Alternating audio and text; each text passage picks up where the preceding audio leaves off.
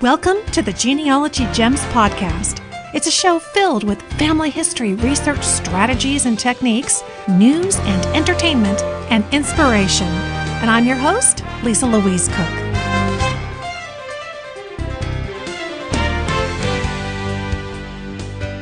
Hello and welcome to Genealogy Gems podcast episode number 165. This is Louise Cooke, and I might sound a little bit different, and that's because I've been suffering from a case of laryngitis, and came on the tails of a head cold that I picked up, and sure enough, I was completely voiceless a couple days ago. If some of you tuned into the recent Legacy webinar that I did, it was amazing. I was nursing myself with tea and honey and lemon, and I managed to squeak a voice out and lost it almost immediately by the next day. So it is coming back, but I'm still giving it a rest. So rather than having you having to endure listening to me croaking like a frog, I thought we would make this episode a blast from the past. As you know, the first 20 episodes of the podcast were retired a couple of years ago, but we are bringing them back remastered, sounding better hopefully than ever, and bringing you back some of those gems that we did early on in the early days of this podcast, which of course started back in 2007. In this episode, which was originally episode number 13, we get into a listener email, and at the time it was published, this was originally around Memorial Day, and so we talk about World War II service records. And then the second gem is family history books. And I'm going to give you 6 tips for making your book fascinating to your reader. And wouldn't it be wonderful to have our non-genealogists in our lives captivated by the family history? So without further ado, here is that blast from the past, episode number 13 of the Genealogy Gems podcast. Welcome to the Genealogy Gems podcast, providing quick and innovative ways to make the absolute most out of your research time and creative ideas for sharing and displaying your family history. I'm your host, Louise Cooke.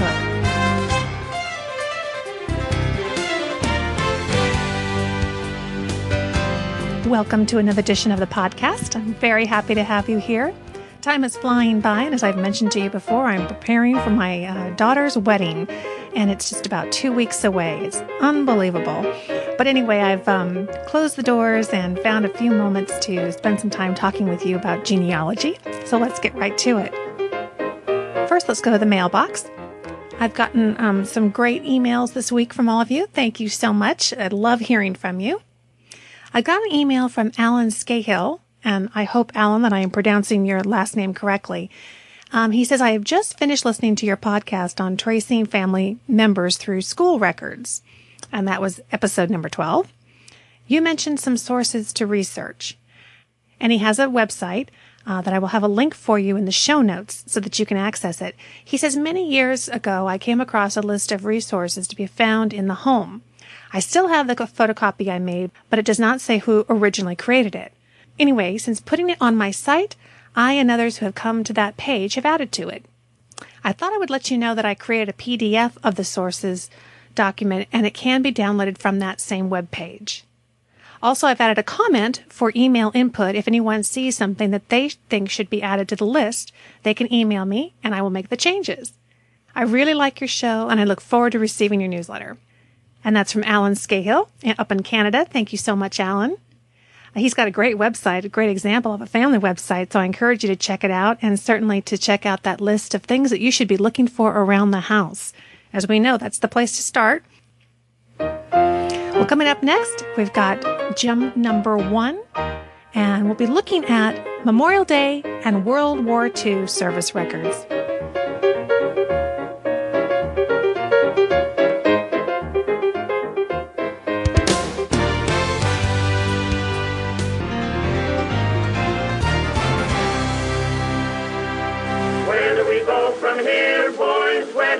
From here, slip a pill to Kaiser Bill and make him shed a tear. And when we see the enemy, we shoot them in the rear. Oh joy, oh boy, where do we go from here? Here we are, we're off to Berlin town.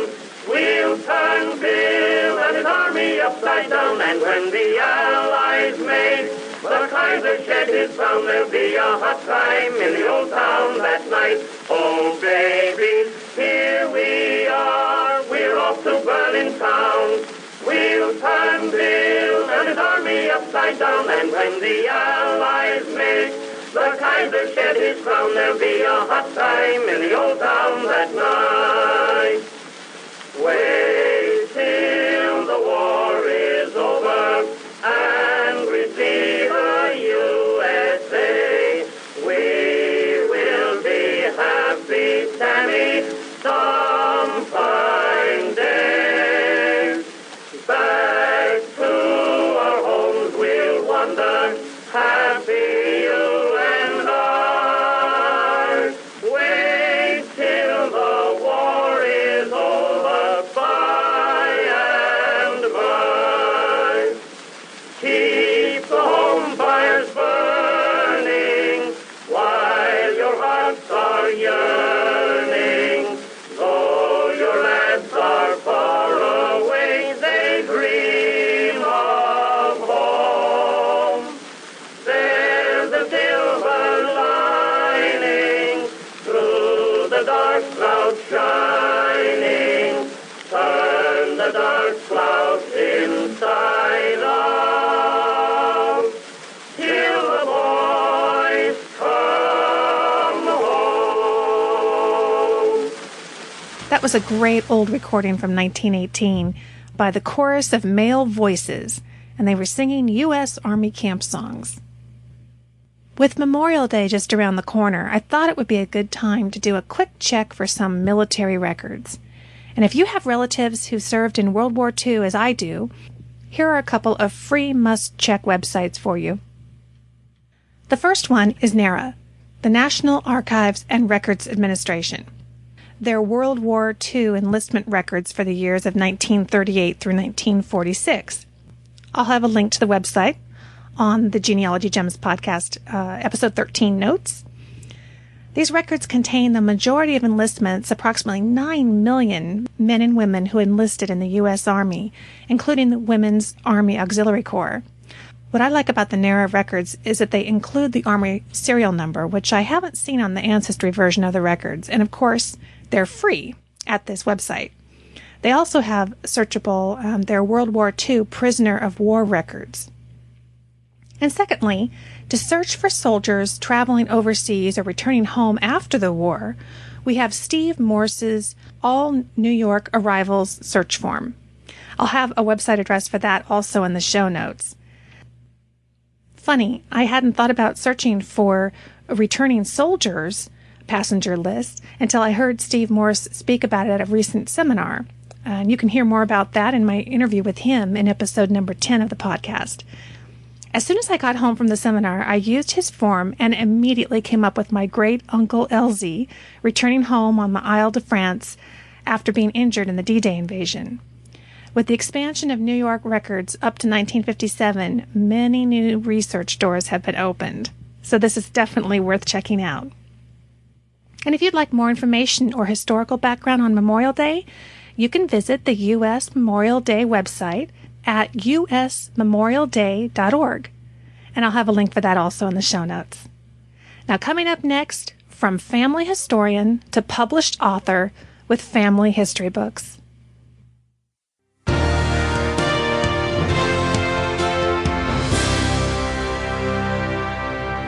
By now, you may have seen my videos, A Nurse in Training Part 1 and Part 2, on YouTube or at rootstelevision.com on their RootsTube channel.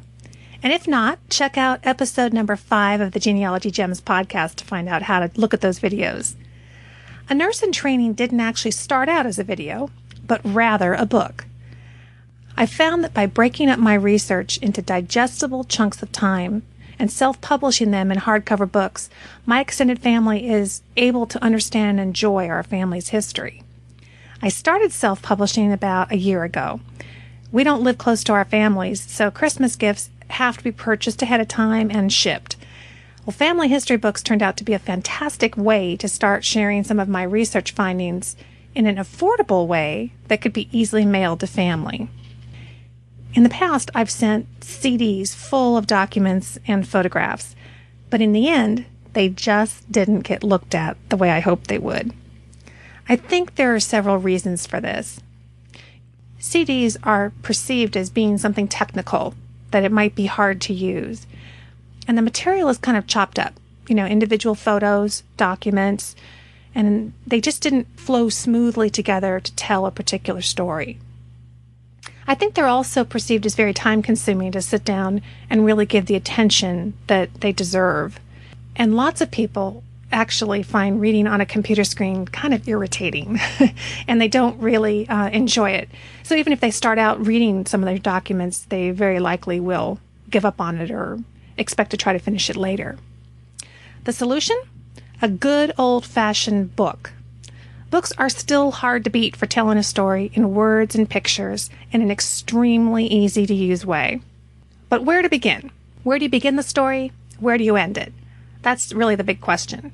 The temptation is to break it up by family, to tell the story of one generation of your family. Well, that's way too big. The end product will end up being lots of dates and names and probably not a lot of room for much else. I wanted my family to get to know these particular people intimately, and that meant focusing in much closer than on an entire generation of my family. In the end, I started with my favorite ancestor, my grandmother. I've transcribed many years of her diaries, as I talked about in episode number 2. And one of the stories that really emerged out of them was her years spent in nurses training. I learned so much through her journal entries, and I knew I had a really good collection of photos from that period. And I had all the additional research that I did after the transcription. So I decided that my starting point would be her graduation from high school and her decision to enter the nursing field. Well, by the time I had pulled everything together from 1930 to 1933, I had more than enough for a nice-sized book. It's really important to create your book with your customer in mind. And by customer, I mean your family member, the person who's going to be reading the book. So here are my top 6 tips for making your book fascinating to your reader. Number 1, the book needs to convey an overall theme. Review all the available material that you have, and that will give you a sense of what that time period was like for your ancestor, what their goals were, what their experiences and emotions were. You don't need to include everything, just those words and those pictures that communicate that theme to the reader. In the case of A Nurse in Training, I wanted to communicate my grandmother as a young woman taking on a new adventure away from home, with its funny times and deeply challenging times that ultimately led to this, really warm and caring woman's successful career. And she just happened to meet her husband at the same time, which was an added bonus. So you don't need every scrap of research and every photo to get this theme across. It's your job to be a sharp editor and to pick out the critical pieces. Number 2, it's got to be readable in one sitting. Like it or not, if it takes too long to read, they just won't. Strive to create a book that doesn't look intimidating. I create books that are just like 10 to 20 double-sided pages, which can give me up to about 40 pages of text and photos. And I'll tell you more about that in a minute.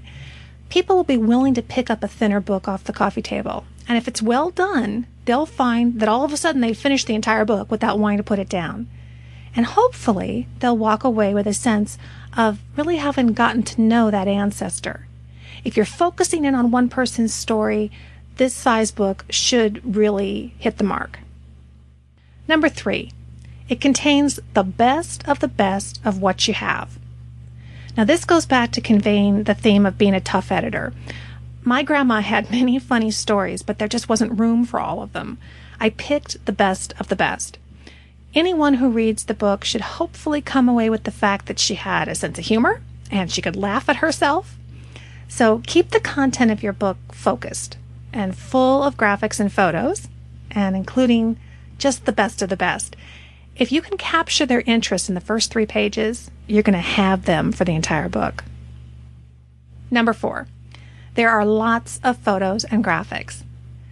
A picture is definitely worth 1,000 words, and since words in this size book will be limited, photographs are going to be your best friend.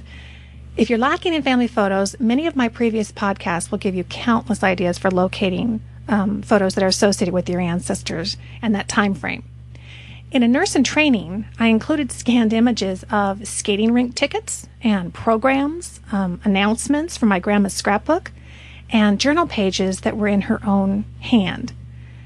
These types of items really add texture and interest to your book, and they help the reader to see that you've really done your homework. The fifth tip for keeping your book fascinating is to keep it in chronological order. Now, this seems obvious, but it's really easy to get sidetracked and start going back and forth in time. Believe me, for the reader's sake, use dates and keep things in chronological order. You as the researcher, I know that you know this information backwards and forwards, but this is probably your reader's first exposure to it. So be gentle with them and keep it straightforward and simple. Your reader will thank you. And number 6 is quality. High quality, glossy pages, good image quality, and a hardcover binding all shout to the reader, I'm worth your time. Read me. For example, I had a drawing of Dameron Hospital, where my grandmother worked, that I found, but it was really a low quality image and it didn't translate well in the book. As much as I wanted to include it, I ended up leaving it out, and I'm really glad that I did. It wasn't critical to my theme, and there were other ways to communicate the hospital to the reader. Now, keeping these tips in mind, let's talk about how to publish your own family history book. I create my books in the Kodak Gallery at kodakgallery.com, and there are several websites out there offering the ability to publish your own book. I know that. I chose Kodak Gallery because the program was very easy to use, the price was competitive, publishing and shipping time was very fast, and the quality was excellent. I had actually seen a book that a friend of mine published of his father's World War II service years, and it was gorgeous. Again, quality is really the key. Hopefully, these books are going to become family keepsakes, and you'll want them to be the highest quality possible. I use the classic photo book style, which is 9 inches by 10 1/4 inches in size, and it includes 10 double-sided pages for a total of 20 pages, but you can certainly add more to it. It comes in a hardcover that you can do in a linen fabric or kind of a smooth matte finish or a leather, and it includes a window in the front cover that you can see your first photo through. I really like that feature because it never fails to capture the people's curiosity and entice them to pick up that book and take a look at it. They also have a larger legacy photo book, which is 12 by 14 inches. And this is the size my friend used, which worked really well because he was including larger images of newspaper pages about the war. I'm going to walk you through the steps of setting up a book in Kodak Gallery because it's a resource that I feel very comfortable recommending. But again, there are lots of other options out there, and my guess is that the publishing process would be pretty similar. I'll have a Kodak Gallery icon and a link in the show notes that you can just click on. And if you decide to use Kodak, I really appreciate you accessing it through this link because frankly, it will help support the production and associated costs with producing this podcast. So check it out. It's very easy to find, and it's in episode number 13. But now let's get right into publishing our family history book. So in the photo books area of the website, click on the Create Book button. The first thing you're going to do is you're going to choose a cover material for your book. I used a black leather for a nurse in training, which is really nice, and it has kind of a light sheen to it. It's about $10 more than linen or matte, but I felt like it was worth it. I recently created a guest book for my daughter's upcoming wedding, where the right side pages were photos of the happy couple, and the left side pages had space for guests to sign and write notes. I used a linen for that cover in the color baby pink, and I really liked that as well. Ultimately, I think it's going to come down to choosing a cover style that complements the theme and the contents of your book. Now, click the Next button. Next, you're going to need to choose a page design for your book. For a nurse in training, I used one called Time After Time, which has a really lovely antique look to it. Go ahead and pick one that you like, and don't worry about it because you can always change the page design anytime before you make your final purchase. And then click the Next button. This will bring up a box asking if you want to autofill your book with photos that you've already uploaded to the website. In the case of Kodak, that's, the photo book is just one of the products they offer. They have lots of different great deals on copies of photos and enlargements and putting them on other types of products. So many people already have a lot of their photos uploaded. But in this case, I'm just assuming that you're starting from scratch. So I would recommend that you use the fill by page option. And that way you can just upload as you go and kind of pick what you want to work with. Now you're getting to the fun stuff, adding content to your book. Anywhere you see a text box, you can just click inside of it and start typing. The space for text can be somewhat limited though, so always be sure to preview your pages to make sure that you didn't lose any text, that it didn't drop off the end. To upload photos, look below the image of the book and on the page and click the Upload Photos link. Now you can browse your hard drive and you can select photos and images that you want to include. On the publishing page, your photos will appear beneath the book, and then you just grab the photo with your mouse and drop it into the Drag Photo Here box where you want it to appear. You can preview the pages that you're going by clicking Preview, which is right below the book spine. And images can be adjusted with the zoom and the arrow movement features. So there's lots of flexibility there. Just keep clicking Next Page and until you have all the pages filled up.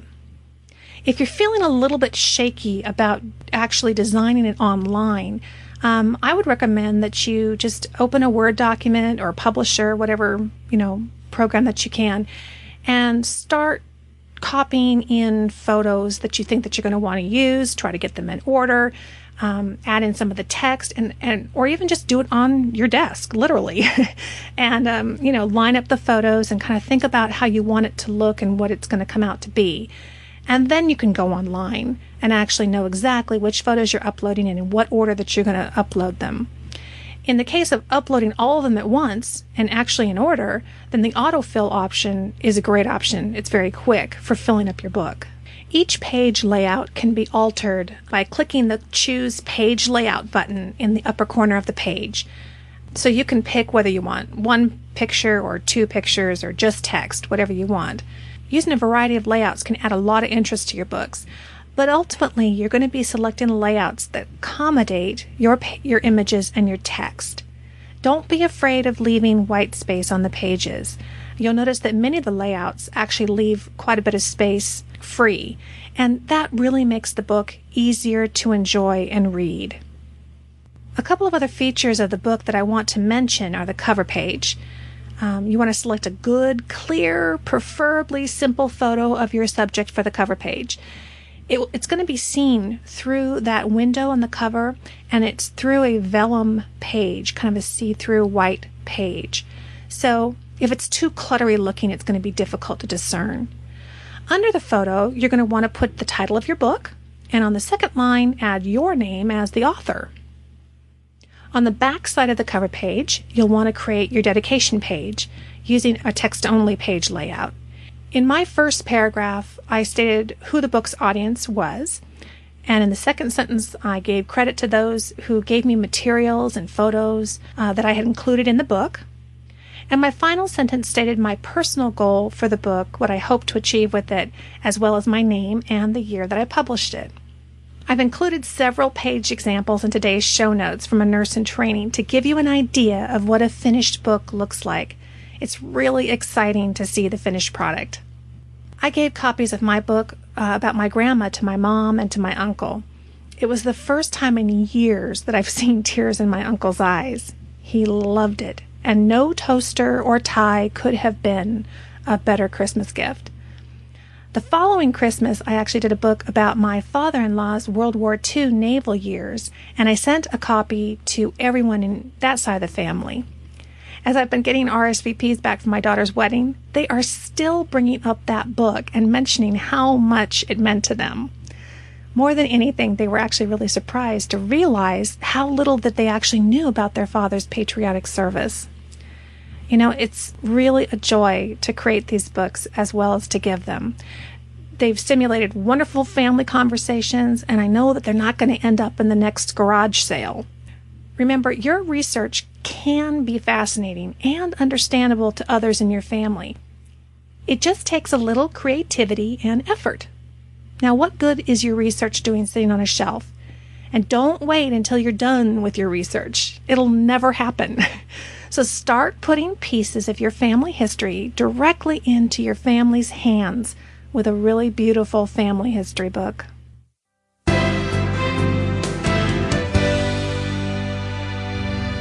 Well, time has flown by, and that's it for this edition of the Genealogy Gems podcast.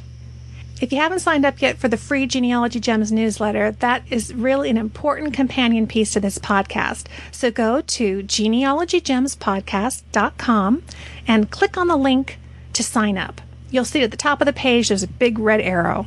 And as always, you can email me at genealogygemspodcast@gmail.com with comments and questions. And if you happen to listen to this podcast in iTunes and you have an iTunes account, I'd love it if you'd go into the Genealogy Gems podcast page and leave a review for the podcast.